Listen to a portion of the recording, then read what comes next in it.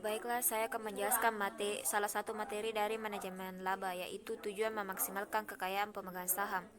Di sini, memaksimalkan kekayaan para pemegang saham adalah hal yang paling penting. Manajer bisnis memaksimalkan kekayaan tersebut dengan cara meningkatkan harga saham. Mengapa hal ini perlu dilakukan? Karena saat harga saham mengalami peningkatan, maka nilai perusahaan juga meningkat. Hal ini akan meningkatkan pula kekayaan para pemegang saham. Baiklah, saya akan menjelaskan salah satu materi dari konsep manajemen keuangan, yaitu keputusan keuangan. Keputusan keuangan ada tiga. Yang pertama, keputusan investasi. Di sini bagaimana manajer keuangan harus mengalokasikan dana ke dalam bentuk investasi yang akan dapat mendatangkan keuntungan di masa yang akan datang. Yang kedua, keputusan pendanaan. Ini sering disebut sebagai kebijakan struktur modal.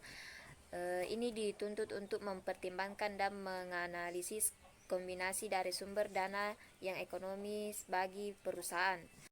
Yang ketiga, keputusan dividen. Ini menentukan besarnya persentase laba yang dibagikan kepada para pemegang saham. Keputusan manajemen keuangan bisa dilihat dari sisi manajer. Ada tiga. Yang pertama, menyangkut tentang keputusan alokasi dana, baik dana yang berasal dari perusahaan pada bentuk investasi. Yang kedua, sebagai pengambilan keputusan pembelanjaan atau pembiayaan investasi. Dan yang terakhir, seorang manajer adalah kebijakan dividen. Apabila seorang manajer keuangan memutuskan untuk membagikan laba yang diperoleh dalam bentuk dividen, maka ketergantungan terhadap sumber dana eksternal semakin besar. Baiklah, saya akan menjelaskan salah satu materi dari biaya modal, yaitu komponen biaya modal. Ada 4.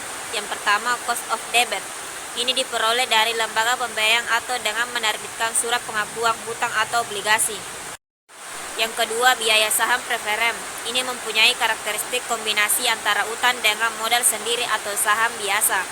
Yang ketiga, cost of equity, di mana biaya modal laba ditahan adalah tingkat pengembalian atas modal sendiri yang diinginkan oleh investor yang terdiri dari tingkat bunga bebas risiko.